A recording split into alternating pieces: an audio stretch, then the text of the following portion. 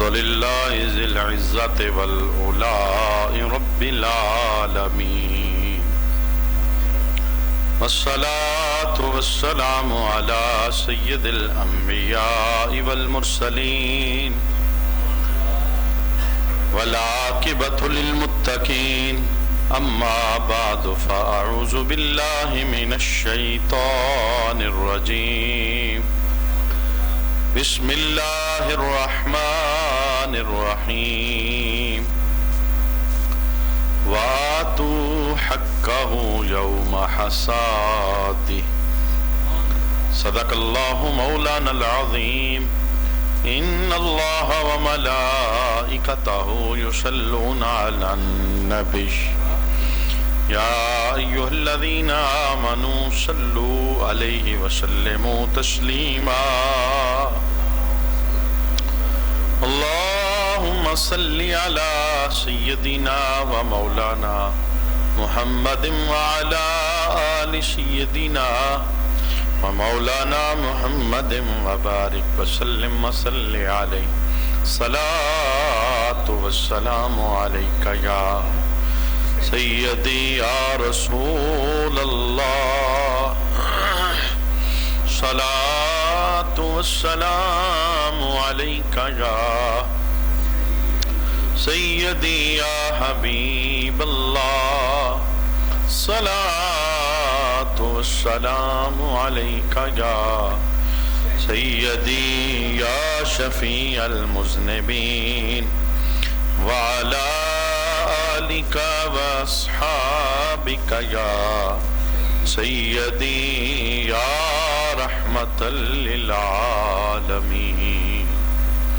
بعد حمد و صلاۃ لائق عزت و تکریم جمیع آباد سمین ذی وقار، جمعۃ المبارک کی نشست کے اندر اسلام کے عنوان پر ہم نے گفتگو کا آغاز کیا تھا. آج کی نشست میں ہم اس گفتگو کو روکیں گے اور عشر کے حوالے سے احکام شرعیہ ایک مرتبہ پھر سماعتوں سے گزاریں گے، تاکہ جنہیں اللہ کریم نے یہ نعمت عطا کی ہے اس پر وہ اللہ کا حق ادا کریں اور بری و ذمہ ہو جائے. تفصیلی گفتگو اس سے قبل بارہا ہم سماعت کر چکے.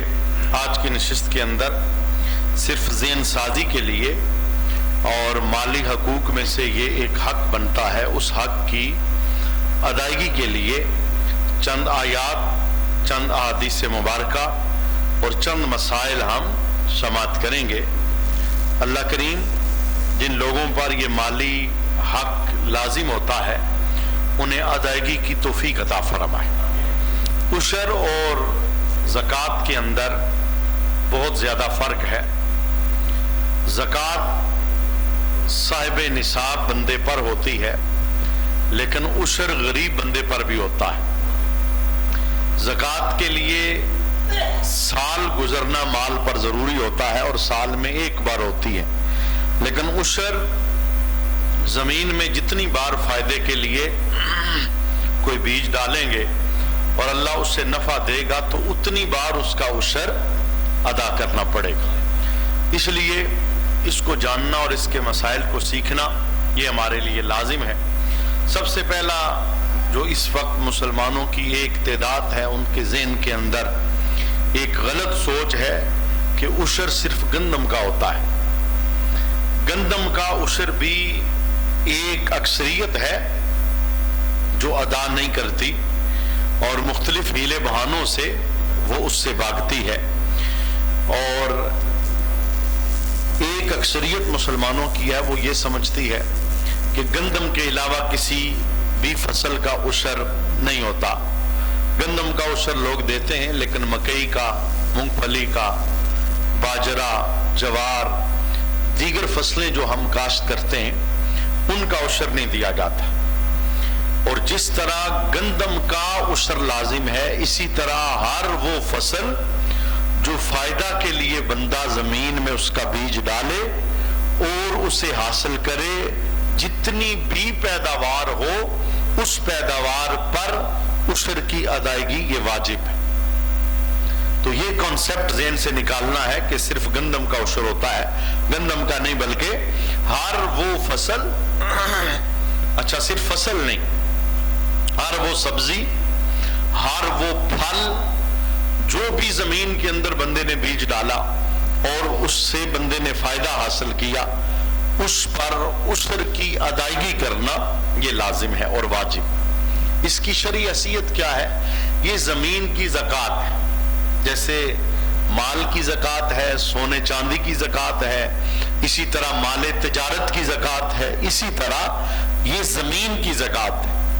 تو جس بندے کو اللہ یہ نعمت عطا فرمائے، اس نعمت تامہ کو اپنے حق میں حلال اور جائز کرنے کے لیے شریعت نے ایک قلیل سا حق بیان فرمایا ہے۔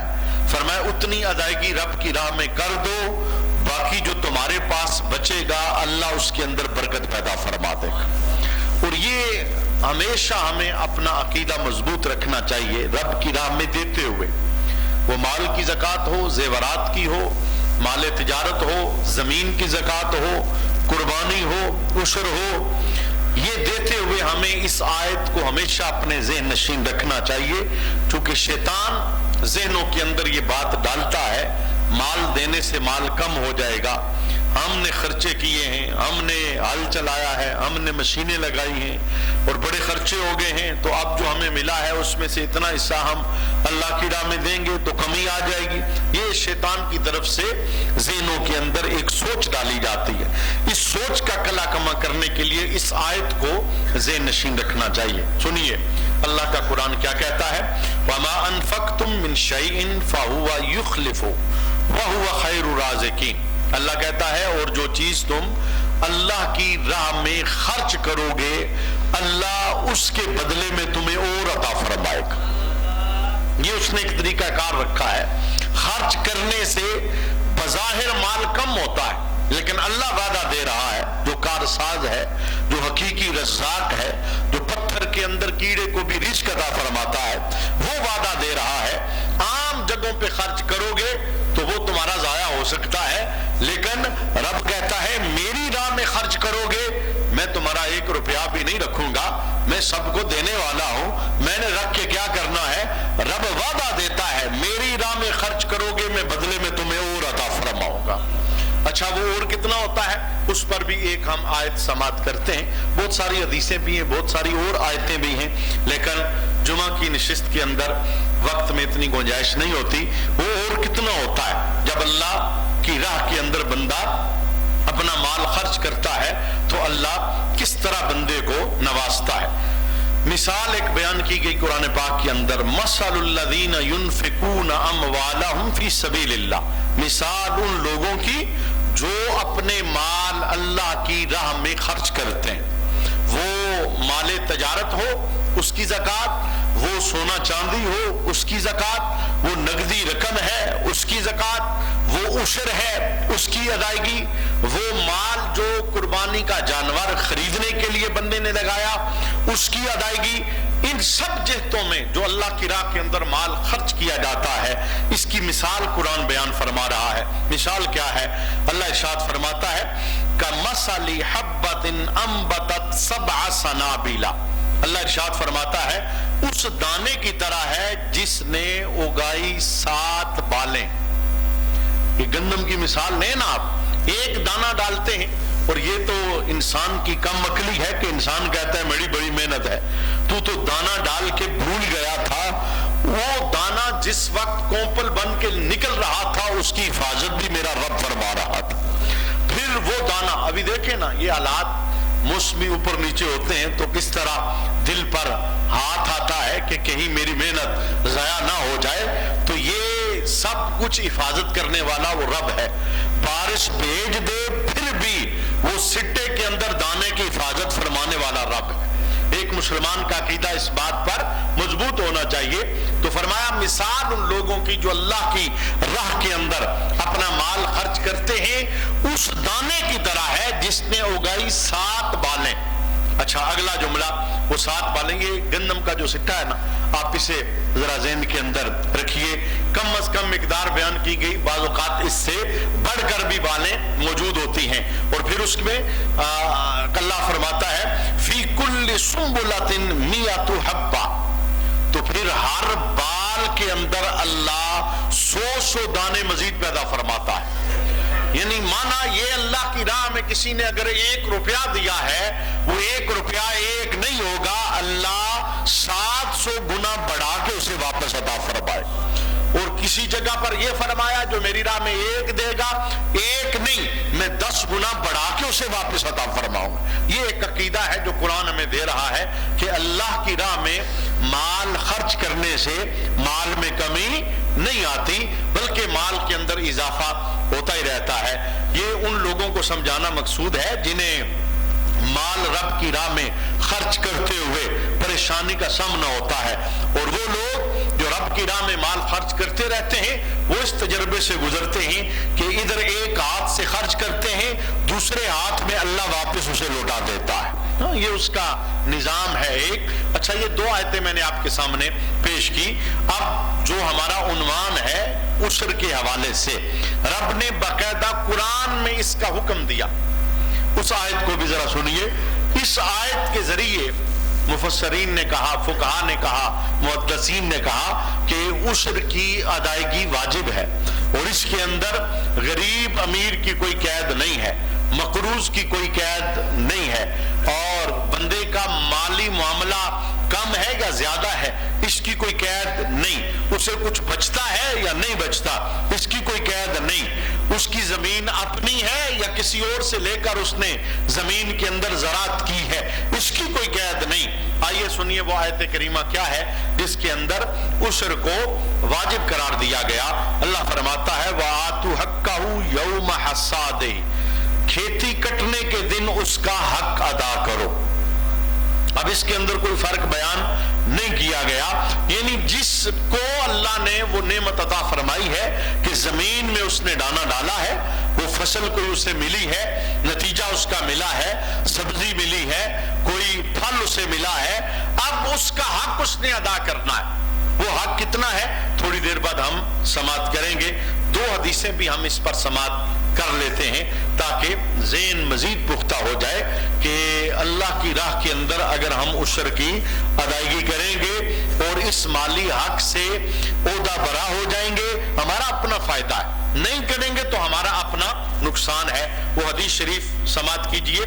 حضرت حسن رضی اللہ تعالی عنہ آپ روایت کرتے ہیں کہ نبی کریم صلی اللہ علیہ وآلہ وسلم نے ارشاد فرمایا کہ زکوٰۃ دے کر اپنے مالوں کو مضبوط کلوں میں محفوظ کر لو.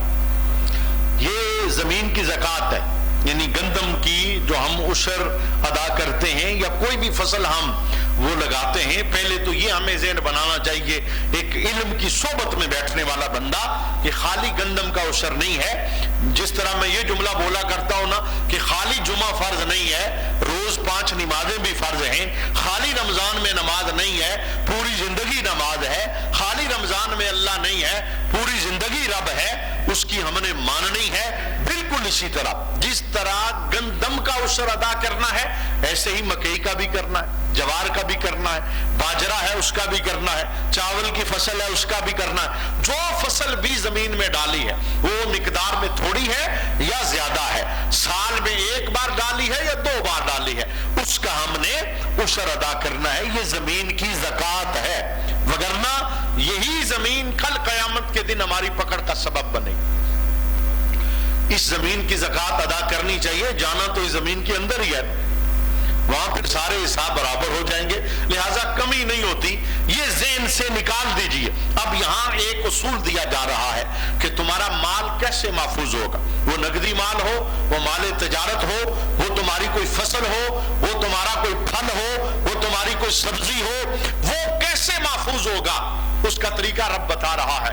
فرمایا جو میں نے حق تم پر لازم کیا ہے زکوٰۃ کی صورت کے اندر، سبزیوں کا عشر بنتا ہے اور باقی چیزوں کی جو مال ہے اس کی زکوٰۃ بنتی ہے. فرمایا وہ حق ادا کر دو، میں رب تمہارے مال کی خود حفاظت فرماؤں. اور عشر یہ ابھی چند دن پہلے ایک بندہ، بارشیں ہوئی بہت زیادہ، کچھ لوگ فصلیں کاٹ چکے تھے اور کچھ کی کٹنے والی تھی. اب اس بندے کی فصلیں وہ کٹ کر निकाले जाएं और बारिश हो गई, लेकिन वो बंदा मुतमईन है, उसके चेहरे पर जनाब खुशी के आसार हैं, और वो जुमला क्या बोलता है, ये एक पुख्ता ईमान है और एक मुसलमान को रखना चाहिए और अपने ईमान को कभी भी कमजोर ना होने दे। इस तरह अल्लाह आजमाता है। वो जुमला क्या बोलता है, वो कहता है जब से होश संभाला है मैंने कभी मौला का हक नहीं रखा, तो रब बारिश में भी मेरी फसल को जाया नहीं फरमाएगा। वो जनाब बारिशें हो गई, ऊपर पड़ी, और अब उसने वो दाने निकाल लिए। वो कहता है जितने दाने पहले होते थे रब ने उससे ज्यादा मुझे अता फरमाए। माना ये है हिफाजत कौन करता है, अल्लाह। हम मुहाफिज नहीं है, माल जाया हो जाते हैं, और जाया क्यों होते हैं उसकी वजह बयान की जा रही है। जब रब का हक अदा न किया जाए तो माल जाया हो जाता है। और दूसरा जुमला इस हदीस का क्या है, नबी करीम सल्लल्लाहु अलैहि वसल्लम ने इरशाद फरमाया कि अपने बीमारों का इलाज सदका के जरिए किया करो, अल्लाह उन्हें शिफा अता फरमाए। यानी जो इलाज सुन्नत है, डॉक्टर को चेक कराना, बीमारी के मुताबिक दवाई का इस्तेमाल करना, ये भी सुन्नत है और ये भी जरूरी और लाजिम है। और बीमारी आ जाए, दुख आ जाए, परेशानी, तकलीफ, कोई मामला भी हो जाए तो सदका देने से अल्लाह उस परेशानी को खत्म फरमाता है, बेहतरी आती है। और सदके के लिए ये कभी भी असूल नहीं शरीयत ने बयान फरमाया कि बकरा ही होना चाहिए फिर सदका कबूल होगा, बकरे के अलावा सदका कबूल नहीं होगा।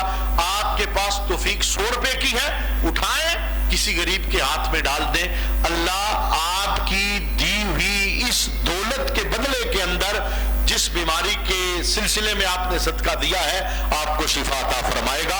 चूंकि नबी करीम ने जहां ये बयान फरमाया, ये साथ कैद नहीं लगाई कि जनाब मुर्गी हो, बकरा हो, वो ज़िबा हो फिर जाके सदका। ये भी चूंकि कम इल्मी है, लोगों के ज़हनों में कुछ बातें रासिख हो गई हैं, बंदे फोन करते हैं, कहते हैं जी बंदा बीमार है, सदका देना चाहते हैं, बकरा तलाश कर रहे हैं, बकरा ले आए हैं जी, ज़िबा करेंगे जी, मदरसे देंगे जी। मैं पूछता हूँ भाई कितने पैसे का लिया है, 25,000 का। भाई 25,000 उठाओ, मदरसे में कुछ दे दो, गरीबों को दे दो, उनका भला हो जाएगा। अब तुम बकरा ज़िबा करके किसी गरीब के पास पहुंचोगे तो कमा हक़्क़ुहू से उसका फायदा नहीं होगा।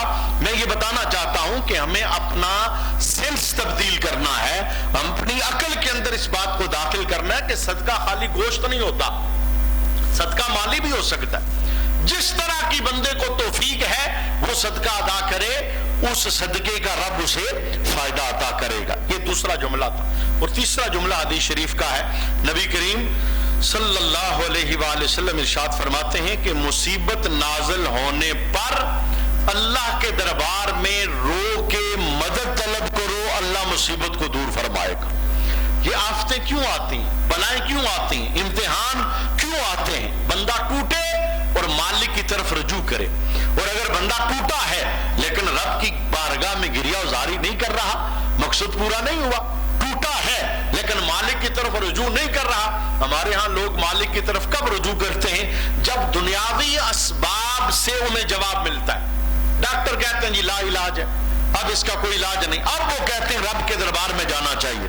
और नबी करीम सल्लल्लाहु अलैहि वसल्लम फरमाते हैं कोई इम्तिहान आ जाए, रब के दरबार में गिरियाज़ारी करके मदद तलब करो, अल्लाह उस आजमाइश से निकलने का सबब पैदा फरमा दे। तो इस हदीस के अंदर जो हमारा सीखने वाला मामला था कि अल्लाह की राह के अंदर जब माल की जो हकूक बताए गए उनकी अदायगी होती है, माल महफूज हो जाते हैं। दूसरी हदीस क्या है, आका हुज़ूर रहमत आलम सल्लल्लाहु अलैहि वसल्लम ने इरशाद फरमाया कि जो कौम ज़कात नहीं देगी, वो चाहे सोने चांदी की हो, चाहे माले तजारत की हो, चाहे नकदी रकम की हो, चाहे जमीन की हो, उशर की सूरत के अंदर जो कौम ज़कात नहीं देगी उसे कात के अंदर मुब्तला कर दिया जाएगा। और ये आहिस्ता आहिस्ता हम कात की तरफ बढ़ रहे हैं और ये कात सबको पकड़ेगा। ये सिर्फ गरीबों को नहीं, गरीब तो पहले ही पकड़े हुए, वो तो पहले ही कम कुर्सी की जिंदगी बसर कर रहे हैं। ये मालदारों को भी पकड़ेगा। जब कुछ नहीं होगा तो फिर कहां से लाओगे? ये सब के गिर्द घेरा तंग होगा। और इससे जान छुड़ाने का तरीका क्या है? आका हुज़ूर इरशाद फरमाते हैं माल के हकूक अदा करो, रब तुम्हें आसानियां अता फरमाए। ये कात सिर्फ ये नहीं होता कि चीजें खत्म हो गई, कात ये है चीजें हैं पहुंच से बाहर हो गई, खरीद नहीं सक रहा बंदा, बेबरकती हो गई है। और वो आप देख रहे हैं कि साल ब साल हालात किस तरह के हो रहे हैं। بہت ساری وجوہات میں سے ایک وجہ یہ ہے، آقا حضور رحمت عالم صلی اللہ علیہ وآلہ وسلم نے ارشاد فرمایا کہ جب مال کا حق ادا نہ کیا جائے تو اللہ قحط کے اندر اس امت کو مبتلا کر دیتا ہے۔ اور دوسرے نمبر پر حضرت عمر رضی اللہ تعالی عنہ آپ یہ جملہ ارشاد فرماتے ہیں کہ خشکی اور تری کے اندر، سمندر کے بیچ میں یا بحر خشکی میں، جو مال بھی ضائع ہوتا ہے، جو مال بھی نقصان میں جاتا ہے، تلف ہوتا ہے، بندے سے چھن جاتا ہے، ضائع ہو جاتا ہے، جناب عمر کہتے ہیں وہ رب کا حق نہ دینے کی وجہ سے ہوتا ہے۔ جب یہ بات طے شدہ ہے، جب ہم اللہ کا حق نہیں دیں گے تو اللہ نکال دے گا۔ نکالنے کے طریقے مختلف ہیں بھئی، جب ان مختلف طریقوں سے جو نکلنا ہے تو پھر محدود سا رب نے حق بتایا ہے، اس حق کی ادائیگی کرتے جاؤ، رب رحمتیں عطا فرماتا چلا جائے۔ محدود سا حق ہے، بہت زیادہ نہیں۔ اب مجھے بتائیے 100 من گندم اللہ نے کسی کو دی ہے، خالی 10 من ہی اللہ کی راہ میں دینی، 90 من پھر بھی پاس ہے۔ 10 من کسی کو ملے، صرف 1 من ہی اللہ کی راہ میں دینا ہے، اور 20 من کسی کو اللہ نے دیے صرف 2 من ہی۔ 2 من دینے سے کیا ہوگا؟ ایک تو یہ ہے کہ جو 18 من آپ کے پاس بچی ہے محفوظ ہو جائے گی، اور دوسرا ان 18 من کے اندر اللہ برکات کا نزول فرمائے گا، اللہ کی رحمتیں ساتھ شامل ہو جائیں گی۔ تو جناب عمر رضی اللہ تعالی عنہ فرماتے ہیں خشکی تری کے اندر جو مال بھی ضائع ہوتا ہے وہ مال کا حق ادا نہ کرنے کی وجہ سے ضائع ہوتا ہے۔ اس طرح نبی کریم صلی اللہ علیہ وآلہ وسلم کی بے شمار احادیث ہیں جو ہم وقتاً فوقتاً سماعت کرتے رہتے ہیں۔ آئیے میں عشر کے عنوان پر چند مسائل وہ آپ کی ذہن سے دوبارہ ایک مرتبہ گزار دیتا ہوں۔ ہم بارانی علاقوں میں رہنے والے لوگ ہیں، یعنی بارشوں سے ہماری فصلیں ہوتی ہیں، تو جو لوگ ایسی جگہ پر ہیں جہاں فصلیں بارشوں کے ذریعے ہوتی ہیں ان کے لیے عشر لازم کیا گیا۔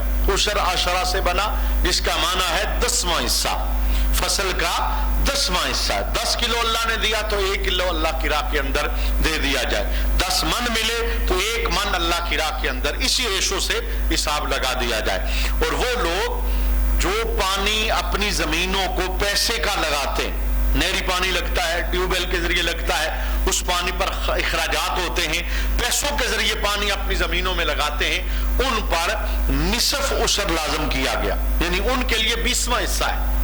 20 من کے اندر انہیں 1 من اللہ کی راہ کے اندر دینا ہوگا۔ اس کا مطلب ہے نصف عشر یعنی 20واں حصہ۔ چونکہ ہمارا جو علاقہ ہے بارانی ہے، ہماری جو فصلیں ہیں بارشوں کے ذریعے ہوتی ہیں، لہٰذا اب یہاں ایک جملہ ذہن کے اندر آئے گا۔ پہلے اس حدیث کو سماعت کر لیں۔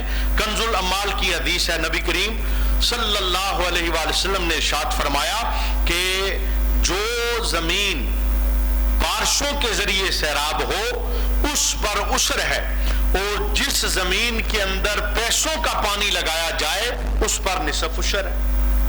یعنی فقہاء نے اپنے پاس سے یہ جملہ بیان نہیں کیا، یہ نبی کریم صلی اللہ علیہ وآلہ وسلم کی حدیث سے نکالا گیا مسئلہ ہے۔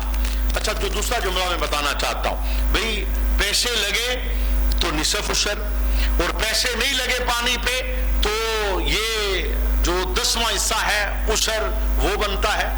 اب یہاں لوگوں کو ایک مغالطہ آتا ہے کہ ہمارا خرچہ بہت ہوتا ہے، مشینری ہے، ٹریکٹر کا خرچہ ہے، دیگر اخراجات ہیں، وہ جب ہم کاؤنٹ کرتے ہیں تو بہت زیادہ بنتے ہیں۔ اب ہم پہلے وہ خرچے نکالیں گے پھر ہم عشر ادا کریں گے۔ تو یہ قرآن کی جو آیت ہے یہ بتا رہی ہے کہ کھیتی کٹنے کے دن اس کا عشر ادا کرو۔ اس کا معنی کیا ہے؟ مفسرین نے کہا اس کا معنی یہ ہے کہ کل خرچے نکالنے سے پہلے عشر ادا کیا جائے، خرچوں کا حساب بعد میں ہوگا۔ اب اگر خرچے اس طرح کے ہیں تو اللہ نے نوازا بھی اسی طرح سے۔ اگر آپ گزشتہ ادوار میں چلے جائیں، 30 سال پہلے، 40 سال پہلے، بزرگ یہاں بیٹھے ہوئے ہیں، بھئی جب جانوروں سے زمین کے اندر ہل چلایا جاتا تھا اور جب مشینری کا دور نہیں تھا تو پھر گندم بھی محدود ہوتی تھی، اور اب جب مشینری ہے، استعمال ان کا ہوتا ہے تو اللہ گندم بھی کثرت سے عطا کرتا ہے۔ تو یہ ہر دور کے اندر ایسا ہی معاملہ ہے، اخراجات پہلے نہیں نکالنے، پہلے عشر نکالنا ہے، عشر نکالنے کے بعد پھر جو باقی معاملات بنتے ہیں ان کو پورا دوسرا مسئلہ عشر کے حوالے سے، بعض اوقات زمین تو اپنی ہے لیکن وہ بندے نے کسی کو دی ہے۔ دینے کے دو طریقے ہوتے ہیں، ایک طریقہ یہ ہے کہ ٹھیکے پہ دی ہوئی ہے، سال کے وہ پیسے لے لیتا ہے۔ اب جس بندے نے ٹھیکے پہ زمین دی ہے اور اس نے ٹھیکہ وصول کر لیا ہے، اس پر مالک پر کوئی عشر نہیں، عشر اس پر ہے جس نے ٹھیکے پہ زمین لی ہے اور اب وہ فصل وہاں سے حاصل کر رہا ہے، وہ زمین کا مالک نہیں ہے۔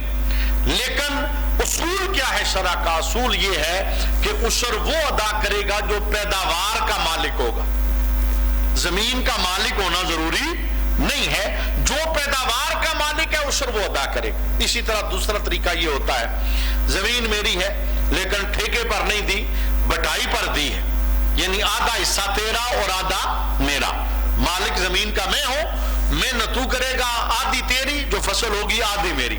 اب اس پر چونکہ اصول یہ ہے کہ جو پیداوار کا مالک ہے عشر وہ ادا کرے گا، جتنی پیداوار کا میں مالک ہوں اتنا عشر میں نے دینا ہے، اور جتنی پیداوار کا وہ بندہ جس نے محنت کی ہے وہ مالک ہے اتنا عشر اس نے ادا کرنا ہے۔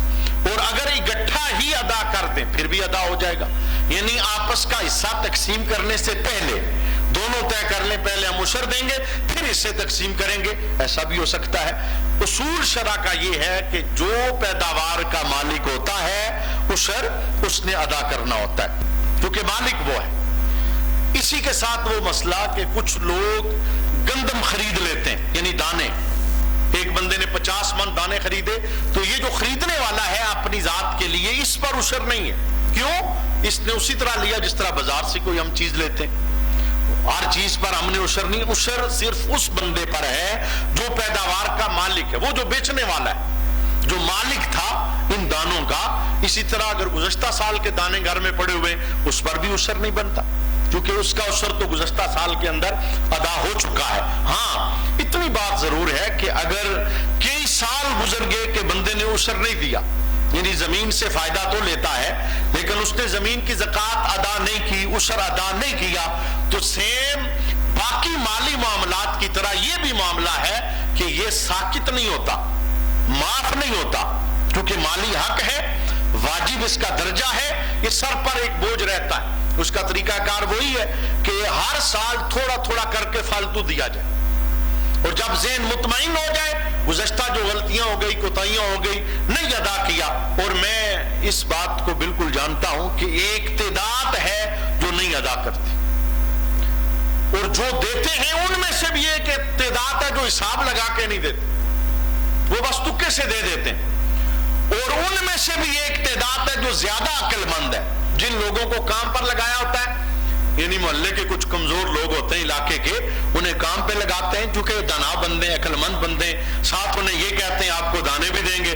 اب انہیں فری میں کام کروایا، گندم کٹائی کروائی، گواہی سارے کام کروائے، آخر میں انہیں دانے دیے، یہ خوش سے دانے ملے ہیں، اور ادھر انہوں نے کہا ہے ہم نے عشر دیا ہے۔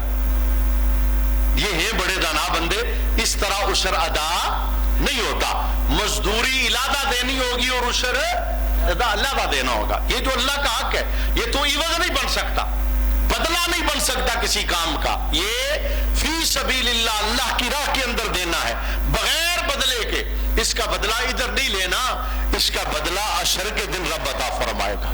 لہٰذا یہ دنائی نہیں کرنی کہ عشر اس طرح ادا کرنا ہے کہ اگلے بندے کو کام پہ لگایا، اس کی مزدوری روکی اور کہے کہ میں دانے دوں گا، اور وہ دانے اپنی طرف سے عشر کے دیے۔ اور یہاں بھی یہ معاملہ ذہن نشین رکھنا ضروری ہے کہ عشر اسی بندے کو دیں گے جسے زکوٰۃ دے سکتے، ہر بندے کو عشر کی، کیونکہ یہ واجب درجے کا حق ہے، اور یہ اسی کو لگے گا جسے زکوٰۃ ہم دیتے ہیں، جسے زکوٰۃ نہیں لگتی اسے عشر بھی نہیں لگتا۔ جیسے کچھ رشتے ایسے ہیں جن کو ہم زکوٰۃ نہیں دے سکتے، والد والدہ، دادا دادی، نانا نانی، یہ اصل جتنے ہیں پیچھے چلے جائیں۔ اسی طرح جو ہماری فرع ہے، بیٹا بیٹی، پوتا پوتی، نواسا نواسی، ان کو عشر بھی نہیں دے سکتے چونکہ انہیں زکوٰۃ نہیں دے سکتے۔ اسی طرح سادات کرام جو سید ہیں انہیں بھی ہم نہیں دے سکتے۔ اور اسی کے ساتھ لگا ہوا مسئلہ اس دفعہ میرے علم کے اندر آیا کہ کچھ لوگ کچھ مزارات یعنی دربار، وہاں لنگر تیار ہوتے ہیں، وہاں جا کے عشر کے دانے دے آتے ہیں، وہاں بھی نہیں لگتا عشر۔ کیوں؟ وہاں جو लंगर खाने वाले वो सारे होते हैं। मैं आप सारे जिन्हें जो साहिब निसाब हैं, जिनके पास माल है, अब ये जाके वहां खाएंगे तो ये ज़कात का पैसा, ये इनके लिए जायज है। जब मालदार बंदे को आप उशर देंगे तो वो उशर अदा ही नहीं होगा, ज़कात देंगे तो वो ज़कात अदा ही नहीं होगी। लिहाजा जिनका ये तरीका कार है कि वो किसी मिज़ार वगैरह पे जाके या दरबार वगैरह पे जहां कोई लंगर होता है वहां जाके दाने देते हैं, तो उशर के दाने वहां नहीं होंगे। वैसे आप देना चाहते हैं वो बेशक दें, लेकिन जो उशर की अदायगी है ये वहां होगी जो इसका मुस्तहिक बनता है। ये मैंने चंद मसाइल एक मतलब फिर ज़हन से गुजार दिए, और जिन लोगों को अल्लाह ने ये नेमत अता फरमाई है उन्हें चाहिए कि इस ज़मीन की ज़कात को अदा करें, क्योंकि हमारा जो तसलसल है ना रमज़ान से चल रहा है, और गुज़श्ता खुतबा भी उसी के इर्दा गिर्द था, और आज भी समझ ले उसी के इर्दा गिर्द है कि जो चीज़ें रब ने फ़र्ज की हैं, वाजिब की हैं, उनकी अहमियत का एहसास किया जाए, क्योंकि ये बगैर अदायगी के अदा होती नहीं। इन्हें अदा करेंगे तो अदा होंगी, नहीं अदा करेंगे ये बोझ है जो सर पर रहेगा, और इस बोझ की पकड़ है क़यामत के दिन इसकी बाज़पुरस होगी। अल्लाह पूछेगा माल दिया था तूने हक अदा नहीं किया, ये जमीन जिसके हम आर्जी मालिक हैं, हमारे बाद इसका कोई और मालिक हो जाएगा। और जितना अरसा हमने मलकियत की है, हमारी मलकियत में रही है, तो जो जमीन के हक बनते थे हमने अदा किए या नहीं किए, इसकी भी हमें अल्लाह के दरबार के अंदर जवाबदेही करना पड़ेगी। हम अल्लाह के दरबार में दुआ इल्तिजा करते हैं, अल्लाह इस माली हक से ओहदा बरा होने की तौफीक अता फरमाए, और जो जो चीज़ें शरीयत ने हमारे ऊपर फ़र्ज या वाजिब की हैं अल्लाह अदा करने की सादत अता फरमाए।